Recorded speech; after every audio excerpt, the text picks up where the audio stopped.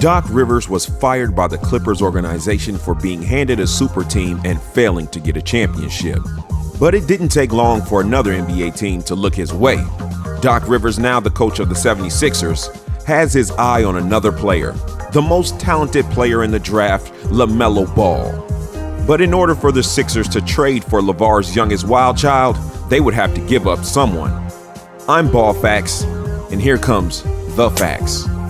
Doc Rivers never thought that winning a championship would be easy. But winning a title is harder. You can win the summer, but can you win the season? But there were many people that said, you got the pieces, just get it done.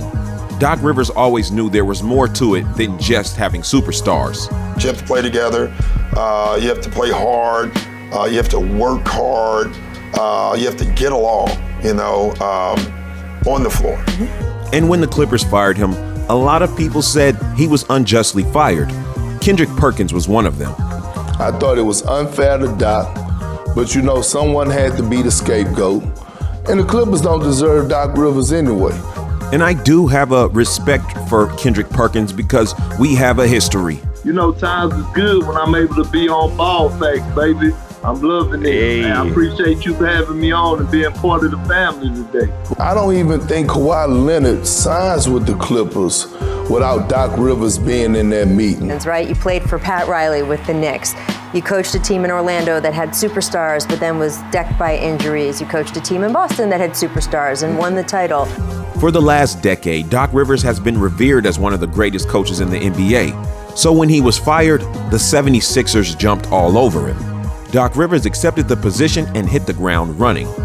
He started looking at the draft prospects right away, from top to bottom, looking for the most talented player that would fit the 76ers organization. And who do you think his eyes went to? None other than LaMelo Ball. A lot of people thought that Doc Rivers would never choose a Ball brother, but let's remember what he said about Lonzo. I think his son is a terrific player, and his son's game to me is loud enough, and you wish you could leave it at that. But they seem to make it work. It doesn't seem like it's affecting him at all, and you just hope it doesn't hurt him at some point. I don't think it will. I think when you hear people say that teams won't draft him because of LeVar, I don't believe that. The kid is really talented. He's going to get drafted where he should get drafted. And then from there, it'll be interesting because at the end of the day, it's going to be how well he plays, not how much LeVar talks. Doc Rivers, never a fan of LeVar's media talking, never held that against his sons. He thought Lonzo was a great player, and obviously he thinks LaMelo is a great player too. Rashard Phillips, he is an NBA prospect specialist, and he was on Twitter going crazy when he heard the news. He broke the story. Shout out to KJ Sports Talk for letting me in on those facts. It's widely known that the 76ers decided in the bubble to move Ben Simmons to the small forward position. And they moved him there because he could never stretch the floor as a point guard. If he would be at the top of the key, some players like LeBron James would just go down and clog the paint. In today's NBA, that is a no-go.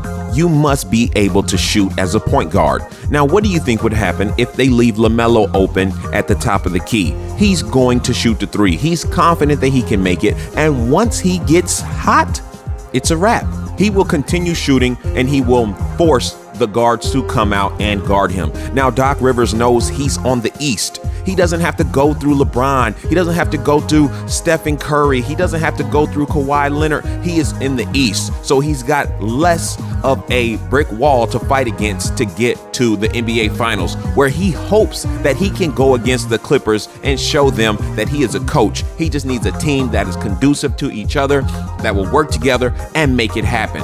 Now, LaMelo Ball, he would be such a great fit in the 76ers because Tobias Harris is averaging 19 points a game and Joel Embiid is averaging 23 points a game. That means they are scorers. But the great part about it is they do not mess up LaMelo's game. His point guard position is solidified. They can work well together and still get all of their points. And LaMelo loves to have teammates that can score because he loves to pass as well. His assists will be mind-boggling, dazzling. Everything that they said about the Lakers, it was going to be showtime.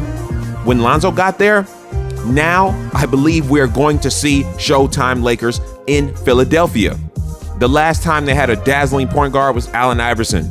Now, this is completely, totally different type of players, but I can tell you, Philly is waiting on that star who can cross people up and do fancy plays.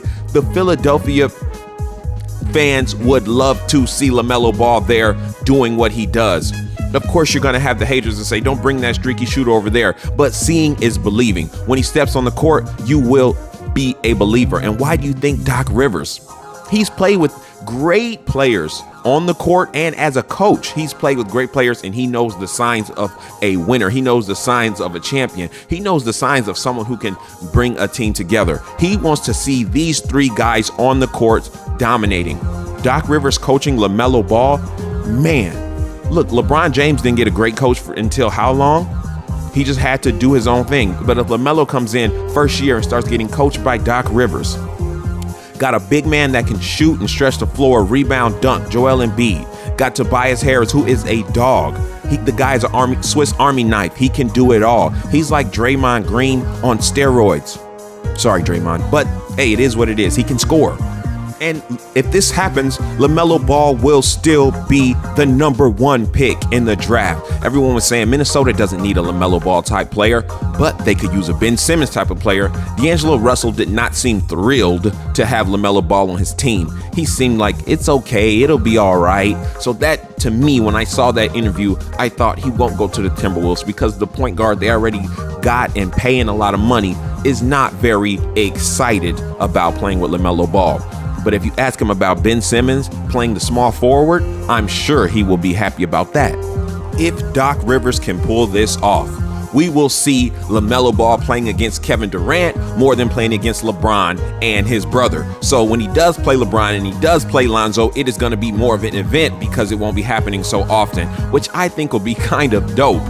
We're going to have it all here on Ball Facts. We're going to follow and we're going to report. And those are facts. Make sure you like, comment, subscribe, and hit the notification bell. Go to shopballfacts.com to get your merch. Ball Facts again. Peace.